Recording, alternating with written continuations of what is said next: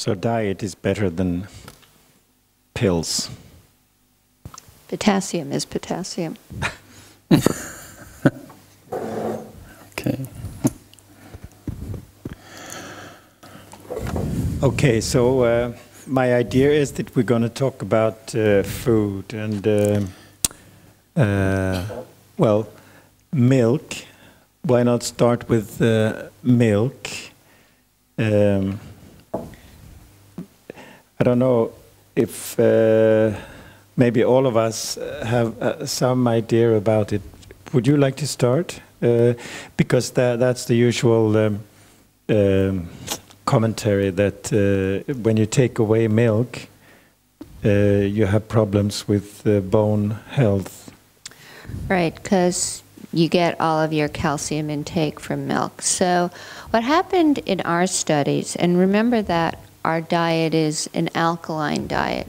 So one of the things that happens when you eat an alkaline diet is you excrete less calcium in your urine.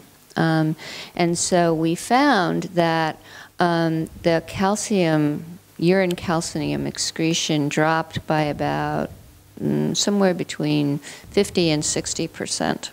And so really, if you're not losing calcium, then you don't need to take as much calcium in. And so with our diets, I don't believe that calcium is necessarily the problem. I will say that I think vitamin D is a different question. We now measure 25 vitamin D levels in San Francisco, and pretty much everybody's deficient, okay? Not just like low, but like 5, 10, 15, like really, really vitamin D deficient. And but so this is nanogram. Yeah, nanograms, yeah. So that's a different question, but of course, milk in the United States is vitamin D supplemented.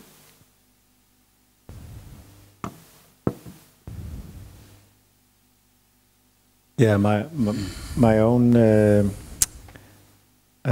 idea about milk is that since we don't know if it's good for bone health, I used to say in the old times that, well, maybe to be on the safe side you could take supplement with calcium, but I don't say that anymore, particularly since several epidemiological studies have shown that people who drink lots of milk have the same risk of bone fracture as those who hardly drink any milk. You know a lot about acid-base balance. Is milk, whole milk a problem? Is cheese a problem for acid-base balance?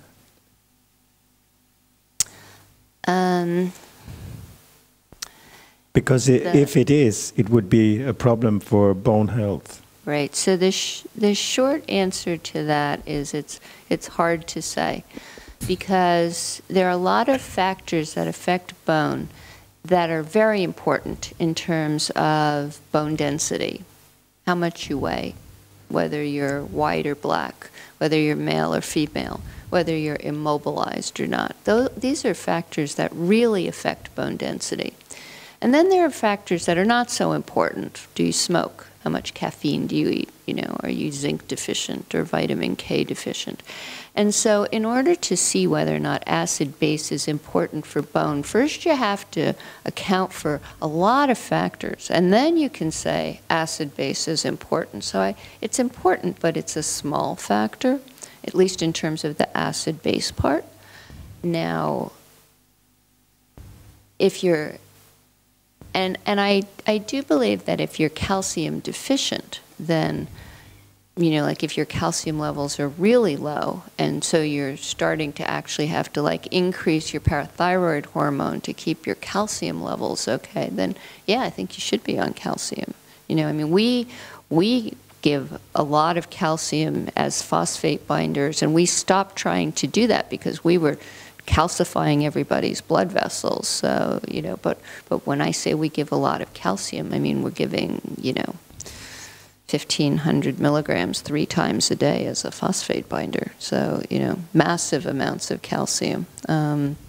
that's not really what you're talking about. Like you're talking about, are you taking 800 milligrams of calcium in your diet, or 1,000 milligrams, or 1,200 milligrams a day? Yeah.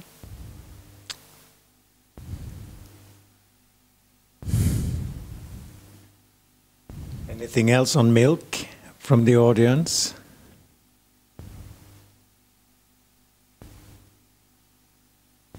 I mean, diabetes. Oh, sorry.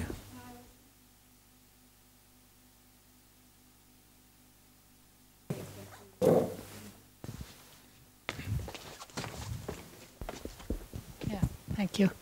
We were measuring the nutritional intake of people from Mozambique in Africa and also from people in Bolivia.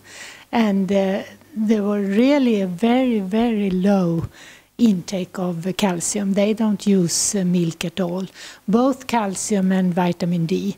And of course, vitamin D, we have the sun, and it's lots of sun.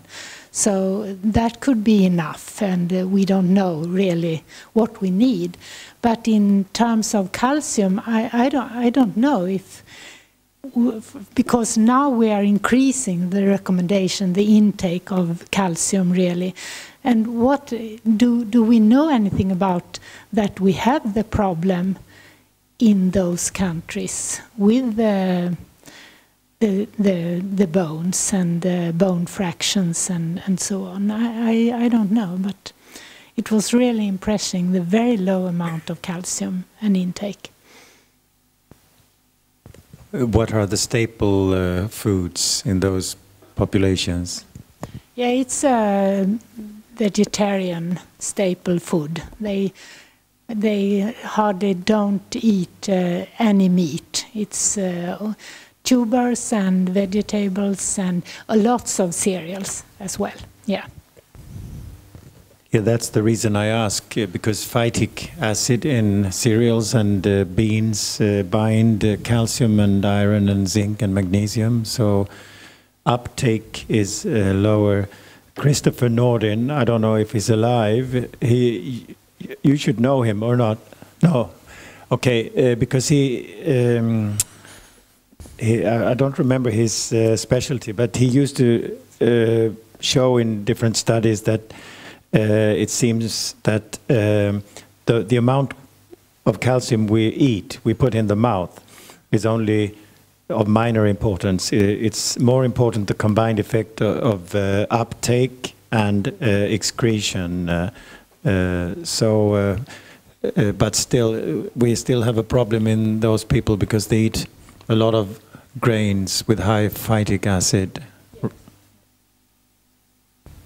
And I think the other thing would be protein intake. For example, Catherine Tucker, analyzing the Framingham study, clearly showed that increasing protein intake, even though it might increase the amount of acid in the diet, like the amount of protein is important for bone health, so an adequate protein intake is necessary.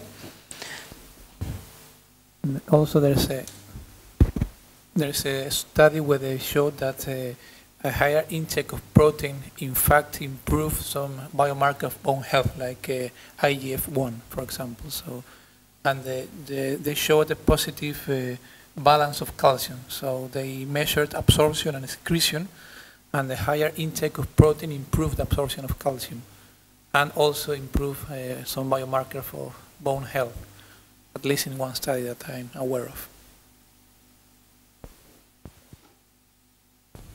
Okay, so maybe that is enough for milk. Let's talk about satiety.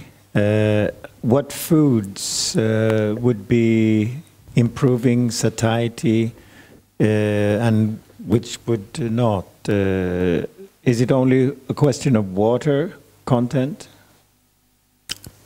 You're looking at me because that's my favorite topic. So satiety. In our study, we looked at the different possibilities. Why are these people more satiated? So the usual explanations would be like protein. It would be like water content and so on, fiber. And we looked at it and tried to correlate the results we got. And it looks like it's not a protein or water content or fiber. So what we got a correlation for instead, it was the diet and the cereal intake. And when we look specifically on this satiety hormone leptin, the dietary variable it correlated most highly with was the intake of cereals. So I would look into that part of the diet, which also is the biggest difference between a Paleolithic diet and most other diets would be that you remove the cereal part. So the cereal grains, I mean, to look at this and if there are some components of the cereal grains affecting the satiety regulation, the satiety hormones. What do we know these days about substances binding to leptin receptors or whatever? We know, like Malon told us, there has been studies published on like wheat germ agglutinin, which is a lectin in wheat. We know that it binds like leptin, and that it also blocks the leptin binding to its leptin receptor. So that's encouraging. VGA has not been identified in the bloodstream. Lauren Cordain and a student of his has done a thesis and where they looked and tried to find wheat germ agglutinin in the blood, but they couldn't identify it. And a problem of this could of course be that because wheat germ agglutinin is a lectin, it will bind to sugar structures. That's what lectin do. And if you put something like that in the blood vessels, there are lots of sugar structures pointing into the bloodstream. So it could be like that the VGA is just bound to everything and you won't be able to measure it with their method. So, but there are other possibilities as well. So we could try and measure other cereal grain proteins and see if they are causing any problems with the leptin receptor system. I recently heard Lauren Cordain in an interview saying that he thinks they made a mistake. They threw away the cells that wheat germ agglutinin binds to the cells inside in the blood system. So yeah. Yeah, he was pretty frustrated that they made. He thinks they made it all wrong, so they only measured it in plasma. That's science. So as I recall him saying that this was also like a shoestring budget for it. So it's we don't have the money, and you get one shot at it, and you get it wrong. So you should someone else should try and do it and look for it. We have, I've tried to, in a collaboration with another researcher here in Lund, we've tried to look just in a test tube to see if cereal grain proteins, if it affects the leptin receptor binding, and it's not published yet, but I hope it will be published soon because it's very promising. It looks like it actually is affecting the binding, so it's very interesting. So if bread keeps you eating more calories than you need, it might be because of endocrine disturbances, or at least it's a possibility worth. We have to look at it much more, and we've only looked at leptin. So when there are obviously insulin and glucagon and lots of other hormones and receptors to look at. Talking about bread, do we know anything about problems if we skip the bread?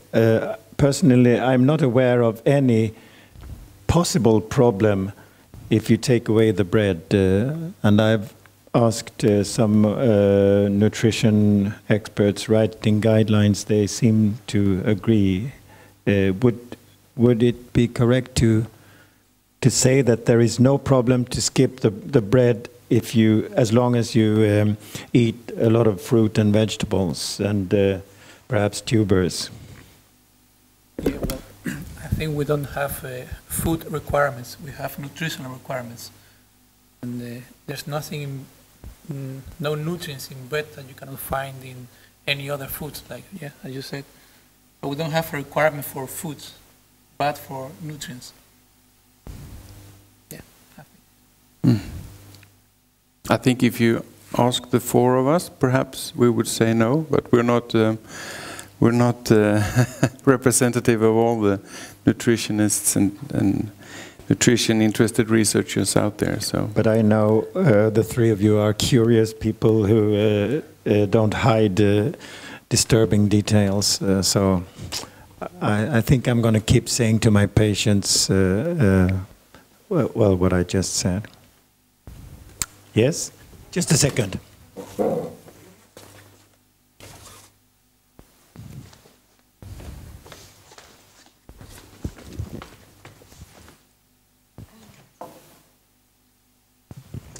Thank you. When you say bread, would you mean all kinds of bread, or do you make a difference between the whole wheat and whole grain, or do you take it general by the concept bread?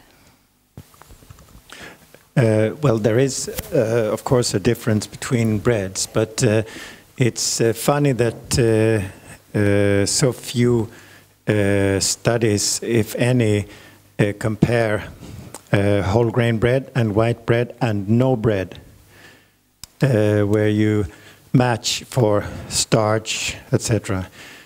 But from the indirect evidence, etc., and from our studies and others, I would think no bread is better than whole grain bread. And sometimes whole grain bread is worse than white bread. For example, the lectins, if wheat germ agglutinin is a problem, you find more of it in whole grain bread. And phytic acid, you have more. So many of these active substances are in the grains. Yeah, or close to the vad heter yeah, yes. I'm looking for the baby in the wheat germ. The germ, yeah. The what? The what? I didn't hear you say. The wheat baby is called the germ. So the word I was looking for was germ. Okay. And many of these active substances are close to the germ, while the starchy part, which is more representative for white bread, is more starch and gluten, and not so many other bioactive substances. And actually, the name of this lectin is wheat germ agglutinin. So, yes.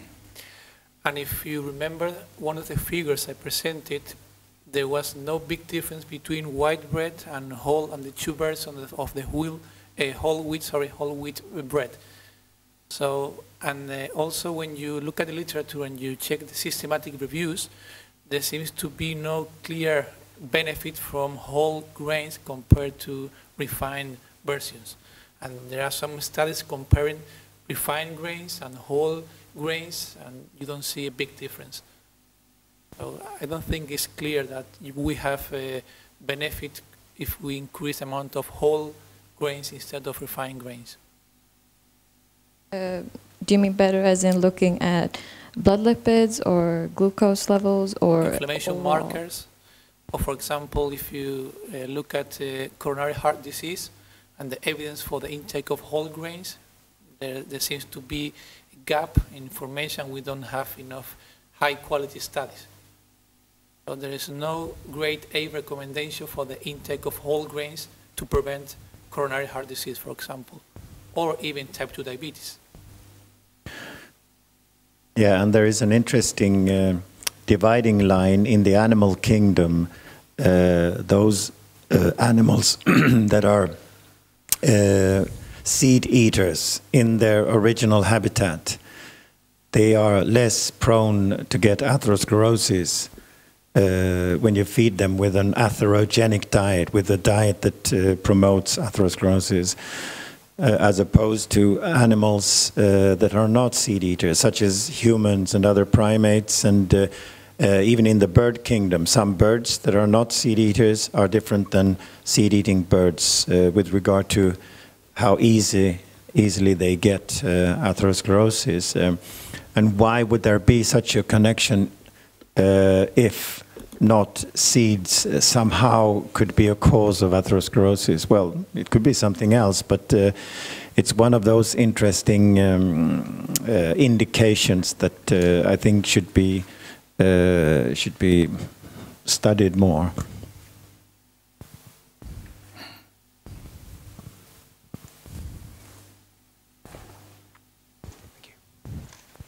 Yes, you said that there was no correlation between the fiber and satiety, but I was wondering if you had looked at different types of fibers, because that could. No, I didn't differentiate between the fibers. No. This is only a small study, of course, so it's hard to do correlation analysis. Yes, that could be something that differs cereals from other foods as well. Fiber in cereals are generally more insoluble, while the soluble fiber are usually found in fruits and vegetables and root vegetables. So if you look at Milan's study, where he was surprised to find that there was so much fiber in the Paleolithic diet, and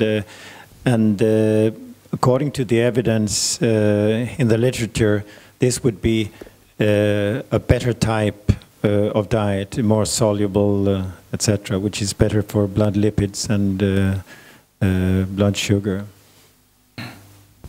And also coming back to the microbiota, there seems to be a big difference between insoluble and soluble fiber. In this case, soluble fiber seems to improve, well, we don't know a lot about the microbiota, but it seems to improve the quality and the fiber to better microbiota health and lower chronic inflammation. Yes, it's an interesting topic to dig in. When I eat bread, I more or less always choose the whole grain bread because I think it's better. But who knows? Why do you think it's better? Well, because so many people tell me it's better, and they cannot be that stupid. Yes. Okay. Mm-hmm. It's interesting to dig into the building of opinions. If you read the literature of how Sylvester Graham, a Presbyterian priest in the United States in the 19th century, preached that you should eat whole grains, and he convinced others, well, he was not the only one, but John Harvey Kellogg later spread the same message, and there were well, many followers, and then Burkitt and Trowell, two physicians, had been working in East Africa for 25-30 years. They came back from East Africa to England and told the world that the reason that Western disease is absent in East Africa among the indigenous population is that they eat so much fiber. So the whole world believed it. But if you really want to find hard evidence in a time of evidence-based medicine, they have a problem. And actually, I'm remembering the DART study where they randomized more than 2,000 men with myocardial infarction and one group was encouraged to increase the intake of fiber from grains, and the other group didn't receive any special recommendations. And after 2 years, there was a non-significant increase in the risk of mortality in the group who was encouraged to increase the intake of fiber from cereal grains. And then after some statistical adjustments, it was published a follow-up study, and they showed that there was an increase in coronary heart disease significantly in the intervention group after 2 years. So the evidence is conflicting, at least, with regard to the role of the protective role of fiber from grains in cardiovascular disease or type 2 diabetes, in my opinion. And as Staffan said before, often these studies will be on whole grain bread versus plain bread. So it's almost never whole grain bread versus no bread. So it's like comparing two brands of cigarettes with each other. We are doing, I think Anna is smiling because we are doing a study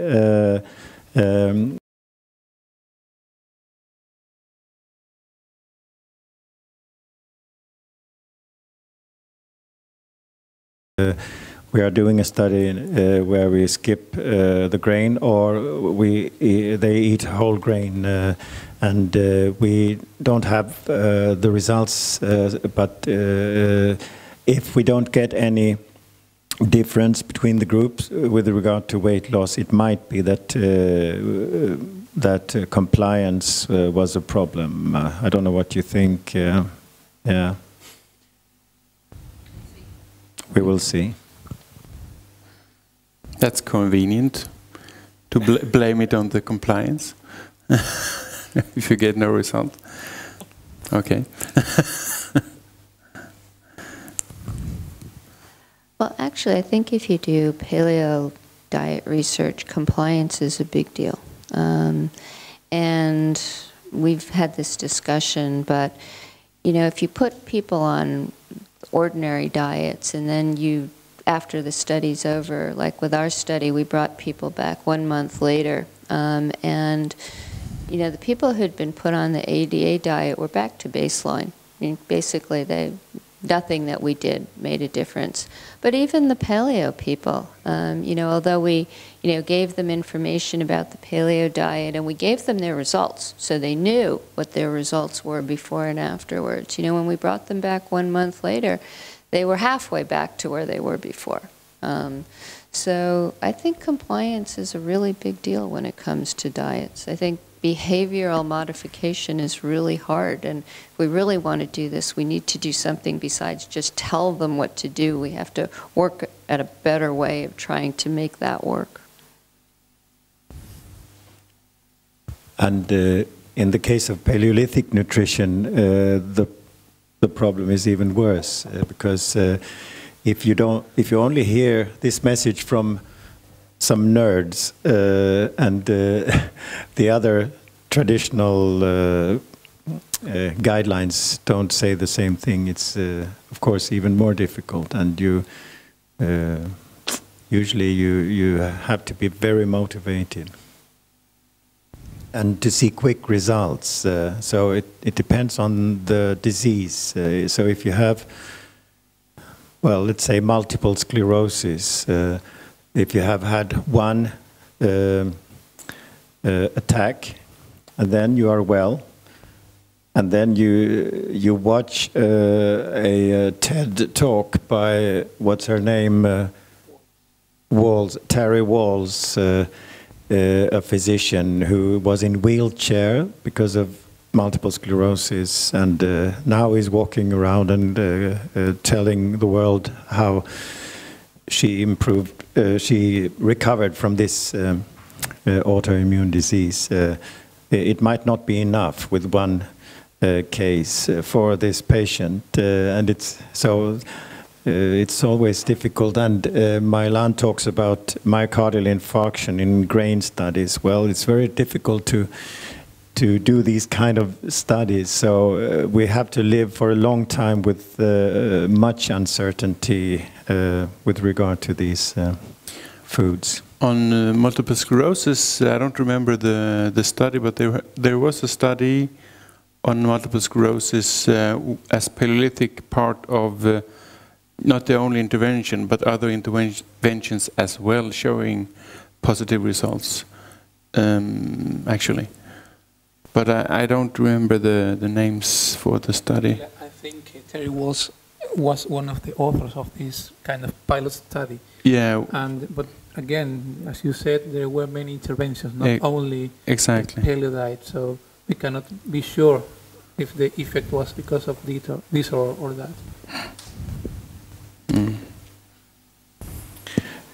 Multiple sclerosis is an autoimmune disease, and I usually take the example of celiac disease, which is also an autoimmune disease.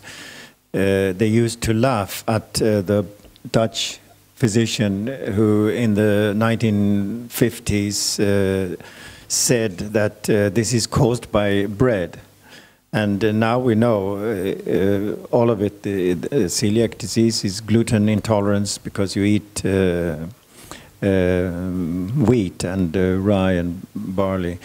And now more and more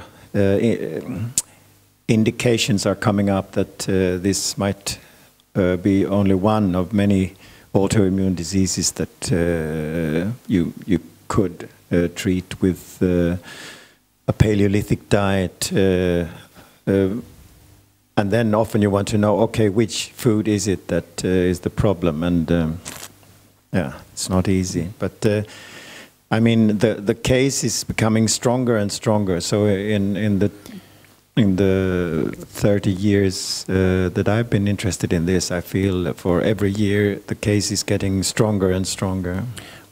I think for any disease and any study you want to do where you're doing a diet intervention, it's wise to consider Paleolithic diet as the template to test it against, because it's based on evolutionary biology. It should be a diet which we are adapted to. So you could, if you have other favorite diets, you can try it. But if you're looking for some diet which should be like some basic template to test it against, I would encourage people to test it against Paleolithic diet at least. I totally agree, and also with regard to protein, very often casein, the dominant milk protein, is regarded as a kind of a reference protein. In that case, of course, you disregard that no animal eats casein on a daily basis as adults, only when they are infants. Infants, yes. So, for example, with regard to atherosclerosis, there is a famous review from 1999 in New England Journal of Medicine where the paper is about animal protein causing atherosclerosis, and all of the studies are done with casein, and they don't mention that in the text. So the word casein does not appear in the text. And this is just one. I totally agree that the reference protein, of course, should be a protein that this animal, because it's usually animal experiments, that this animal eats in its original habitat. So again and again, evolution should come into the business. And I think that many times we are like kind of accused of the fact we haven't demonstrated that we are not adapted to grains, but I think in the other way. The researchers should demonstrate that we are really adapted to grains. And I don't see the hard data to demonstrate that we are really adapted to new foods. And don't talk only about grains, but also about milk, or of course refined sugars and refined oils. I mean, for me, it's not clear if you read the literature that we are well adapted. So why should we demonstrate that we are not adapted? I don't know if it depends on the perspective from where you look at the things. And there's no reason to think that we are more adapted to the diet, let's say, in the Mediterranean countries or in Asia or in South America than the diet that all of us or all our common ancestors had in Africa. So I don't see any reason to think that we are better adapted to any other diet than this one. Of course, I don't have hard data.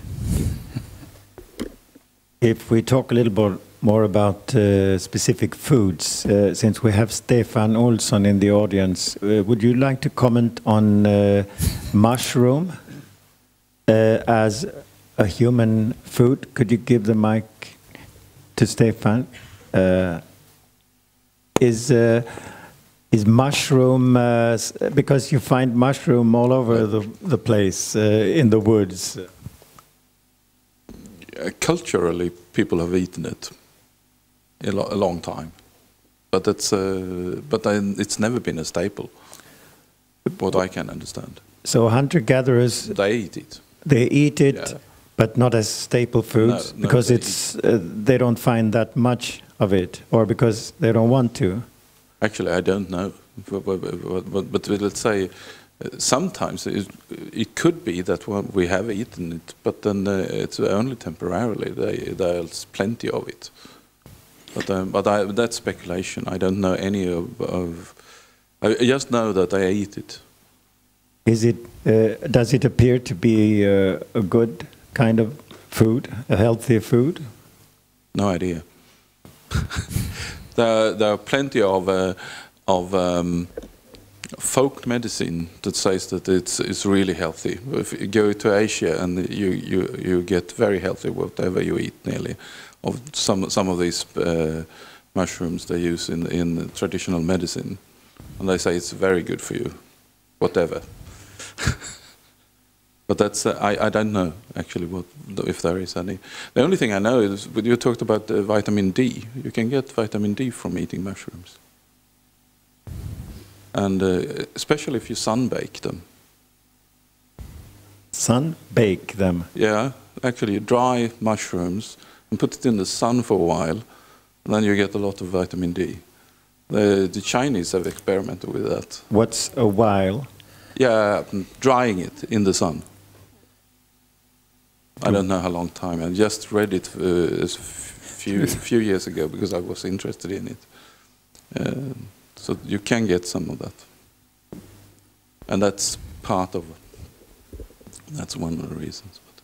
But otherwise, I don't think mushrooms are very. It's not the protein content in them. The protein. It's sometimes stated that they are high in protein, etc. But it's very difficult to break down that protein.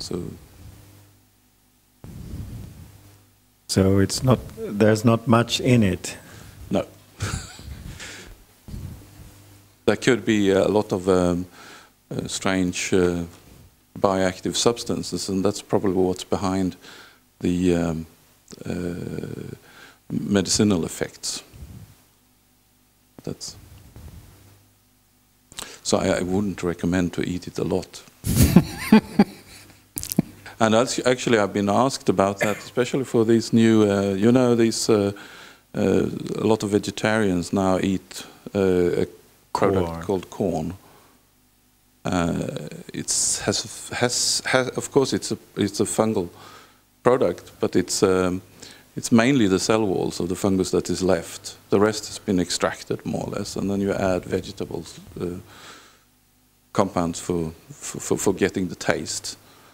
And it's claimed that it's to give them protein whatsoever, but I'm very reluctant to it myself. It's expensive, and it's why eat something that tastes like chicken but isn't chicken, and you can't really use the protein from. So. It's interesting how a scientist in the end talks about himself as a person, and sometimes it's difficult to know. Am I answering now as a scientist or from gut feeling? That's let's say some people want to see these type of as it's often sold as a vegetable, but it's I think it's become popular because of people want to be vegetarian but don't want to be vegetarian, and that's what the feeling I have for that product. Yeah. Now that you mention vegetable proteins, I recall, and I'm thinking of soy protein, claimed as a healthy protein, if you compare it with casein, which is the case in many studies in animals and also in humans. I know one study where they compare the effect of milk proteins and soy protein with respect to leptin, and of course, compared to casein, soy seems to decrease leptin. But I think that I talk about active compounds, and there is a very nice story about the clover disease, and you know very well. Can you comment on that? Yeah, the clover disease was a disease in sheep in, I think, New Zealand many years ago. They could not move far away, so they were in one place, and they were eating from one kind of clover, which that year or perhaps that variety had unusually high content of flavonoids, you know, these phytoestrogens, so they became infertile. So if you ask the plant ecologists why does clover produce this kind of phytoestrogen, which has estrogenic effect in an animal who eats it, they answer, well, we think it's part of their defense system. You might argue that it's a very slow defense if you want to just make the one who eat you infertile, but I mean, plants don't think, it just happens, and evolution is a very slow process. But it's interesting to note how eager many nature romanticist vegetarians are to consume extract of soy with high content of these phytoestrogens, rather than taking pills with the identical estrogen that a woman's body produces itself, which I would think would be a better option when your production starts to fail. But it's because we think nature is made for us, and we think that these bioactive substances must be good for us because they come from nature. Was that the story you asked for? Yeah, and also this study was published in 1948 or something, and then it was replicated in cheetahs, in captive cheetahs in a zoo, and also in cows. So it seems to be the same in different animals, and there are many in vitro studies with human cells, and it's clear that these phytoestrogens, they strongly bind the estrogen receptor. And the cancer researchers, they don't know, they are lost if this is protective or this is harmful, for respect, for example, for breast cancer. So no one knows if this is good or bad. The fact that these substances found in plants bind to our own receptor. And the same way of thinking should be applied to bioactive compounds found in beans, in grains. So how do they affect our receptors? And we know some data from animal studies and some human studies that the endocrine effect can be changed. So I think we shouldn't forget this information. Try to do more research on it. Can I have a little short comment? You were starting to discuss a little bit I'm now seeing it from an ecologist perspective, because as you said, food, we think of it, yeah, the food is out there and all these plants are for us to eat. But it's if one has the evolutionary perspective on it, these plants, they try not to be eaten, most of them. And not necessarily from trying to protect themselves from humans, but often from insects. And when it comes to insects, it's the generalists they can protect themselves against. It's not the specialists. The specialists often have detoxification systems that works on that particular plant. And therefore and we have not adapted to any of these. We don't eat one type of plant all the time. We're not like koalas. They have a very good system to detoxify the eucalypts, and that works fine. But that's why I'm a little bit this. We say seeds, and it's mainly we're talking about grains. But are there other seeds that we can freely eat? I don't know. Do you have you any? Sometimes we talk about nuts. Nuts, they are full of toxic substances actually. But and especially some of them, they are really poisonous. And then the other thing that is also important is that domestication of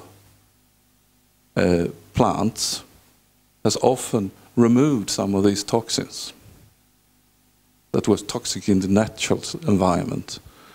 So they are probably better than they were in the beginning. But I think that's one of the things we should think of also. The only thing that is really made for eating for us, that we know, it's fruits. Because they like us to eat it, but we shouldn't chew the seeds. Okay, I have a question, and it might change the subject, so I hope that's okay. I was wondering what your thoughts are on red meat. Is it good or bad?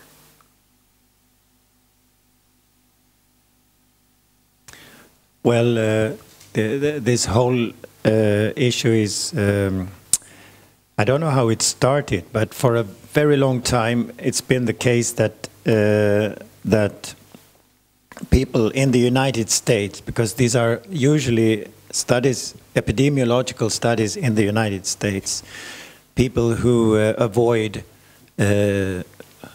red meat are more healthy.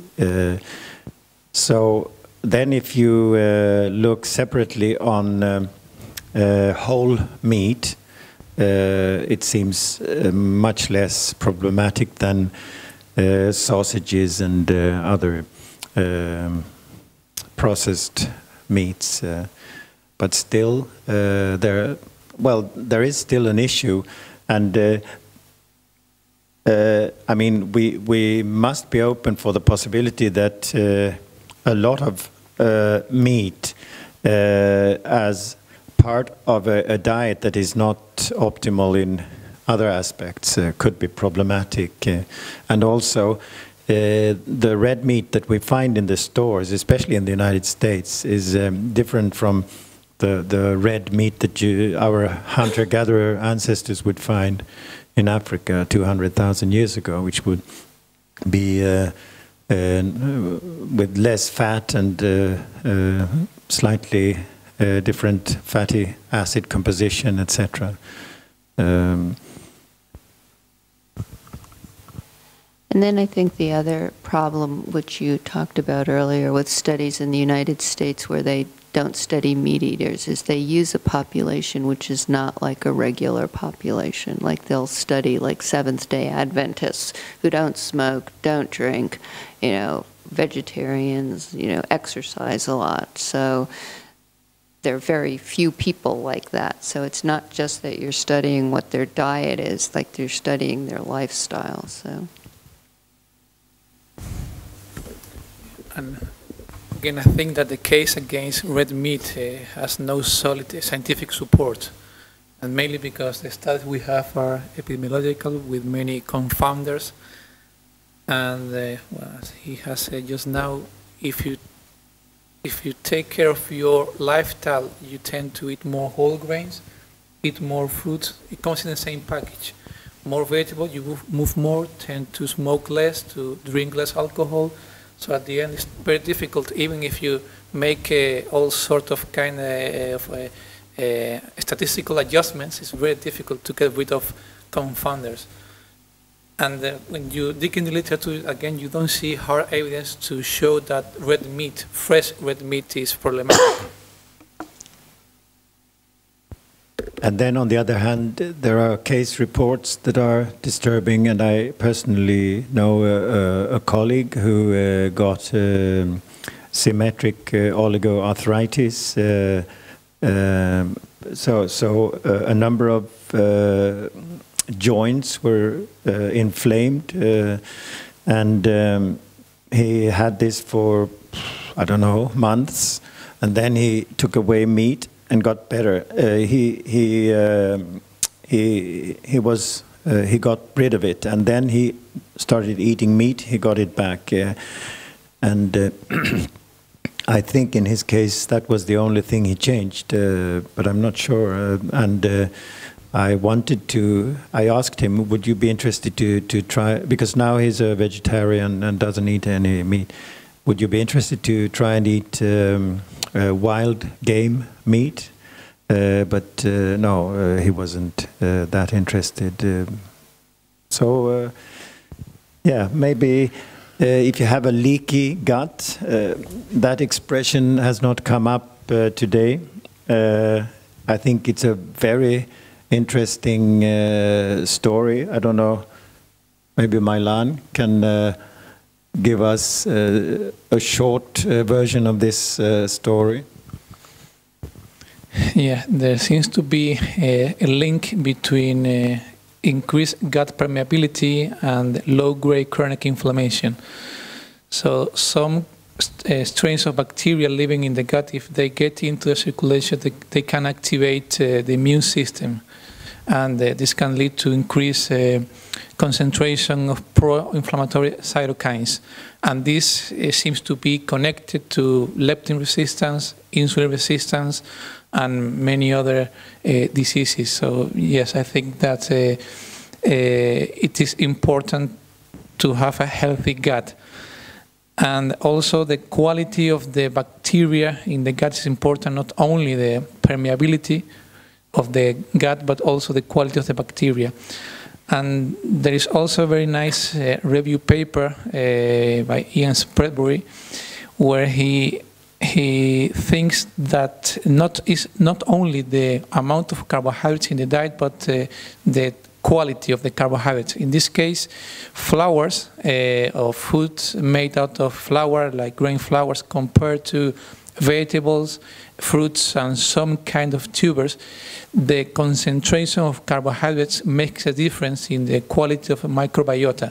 So if you tend to eat foods with a high concentration of carbohydrates, so that means in this case more than 20% or 25% of carbohydrates by weight, that produces changes in the microbiota that can potentially lead to low-grade chronic inflammation, leptin resistance, and perhaps obesity. Because when you look at different populations like the Kitavans, Okinawa, etc., they eat a very high amount of carbohydrates, but the density of those foods in terms of carbs is quite low.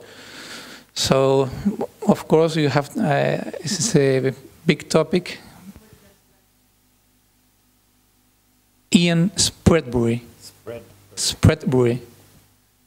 From Canada, I don't know exactly where. Mm. Yeah, perhaps. Yeah. Second, if you check for cellular versus acellular carbohydrates, you will get the link to the paper. It's a very interesting paper. That's one of the things if we're going to wrap this up, we're going to say something about what we are interested in, what research should be done now, when we've done all these studies and we know all these things. That's one of the topics I want to investigate like the leaky gut and then the connection with the grain proteins and so. And then on top of that, if you have a leaky gut, which allows substances, proteins, peptides to enter the system, if on top of that you have substances in the food that inhibit your own proteases to work, protease inhibitors, you have an even higher problem. And where do you find such substances? Guess where? In grains and beans and lentils and so on.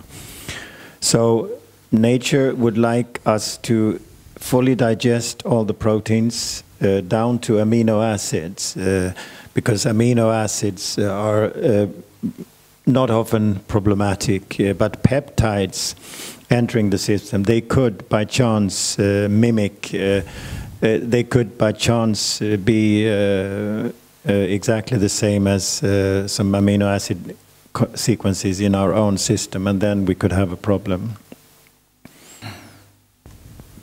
Okay.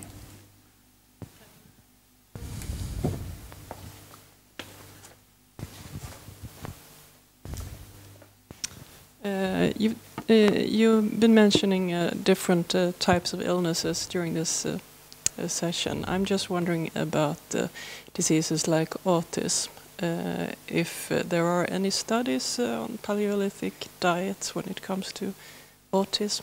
It also with the connection with the leaky gut, since there seems to be, or might be, some connection with the leaky gut and autism. But there isn't any, no studies on this Paleolithic.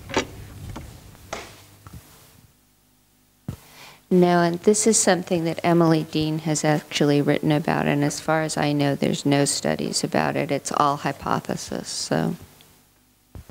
But nobody really knows what causes autism, so, yeah.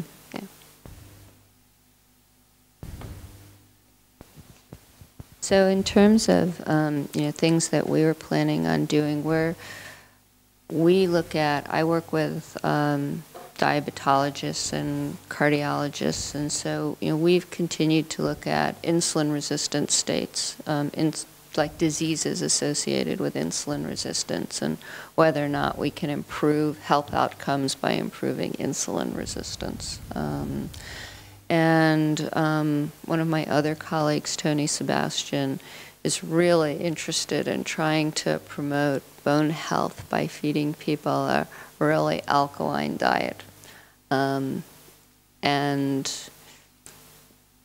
it's one of those things that my personal belief is that there's probably a subpopulation that would be very helpful in, which is people who tend to be acid retaining. So the older you are, the more likely you are to have some degree of renal insufficiency. And if really alkali therapies can help stop bone breakdown, or muscle breakdown is another possibility, or slow down progression of kidney disease. Perhaps we should be doing this in older people who tend to have low muscle mass and low bone mass. Like maybe there's a subpopulation of people for whom it would be particularly helpful.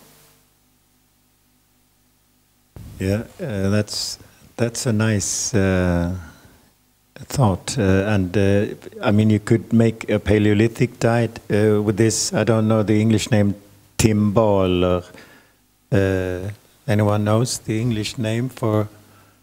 But you take a food and you make it and you put gelatin into it. So it's kind of you eat it with spoons, and it's easy to swallow, and it tastes like let's say eggs, but or meat, but it's so easy to swallow it, and you get the taste. So maybe that would increase compliance. Yeah, it's easy to think of nice studies. It's hard to get the money. But what kind of studies should be done now? Well, I would like to continue much more on in diabetes because my feeling is that we only know a little bit. For example, glucose tolerance is one thing, and postprandial increase of glucose is another thing. Postprandial glucose increase is one part of it, but the baseline level, the fasting level, is another thing. And with regard to postprandial increase, it's not only affected by the food you eat; it's also affected by your glucose tolerance. And in our study in diabetologia, all of them normalized their glucose tolerance. So I would be interested to see, maybe it's like this, that at the beginning you eat a low-carb Paleolithic diet if you have diabetes, and then later you can eat a high-carb Paleolithic diet when your glucose tolerance has improved. So a lot of these kind of studies would be interesting to make. But of course, it's nice to not only keep studying diabetes and the metabolic syndrome. Mm. And I think most of the studies so far, they have been small, short. So I think there's coming more and more, and we want to do more large studies, longer studies on the diseases we've done so far.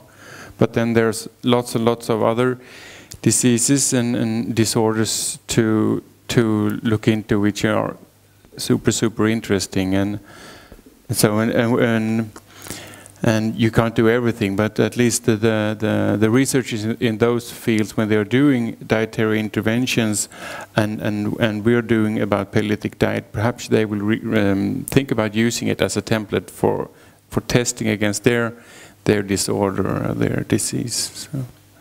Yes, I think that I'm thinking of some large trials or big trials where the control diet is actually a control of a group doing nothing. It could have been the Paleolithic diet and make a face-to-face comparison. It's a pity that some study with several thousand or hundreds of people where they have a control group doing nothing. And of course, you have a big bias here. It's motivation. If you do much less meetings with the patients, let's say one patient you meet with him every year, and in the intervention group you meet the nutritionist or dietitian every 3 months, of course motivation is different. So you're not only testing the diet, but also motivation and other kind of. So yes, I think we should conduct more studies and face-to-face study comparing 2 diets with trying to get rid of some confounding factors. But if it's difficult to get grants to do study in diabetes, I cannot imagine how difficult it could be to run a trial on, let's say, rheumatoid arthritis or multiple sclerosis or. So yes. Okay, that could be the final word, and it was very nice that so many of you, most in the audience, stayed all the time. We are very happy about that. Yes, let's thank the audience. Yay! Thank you.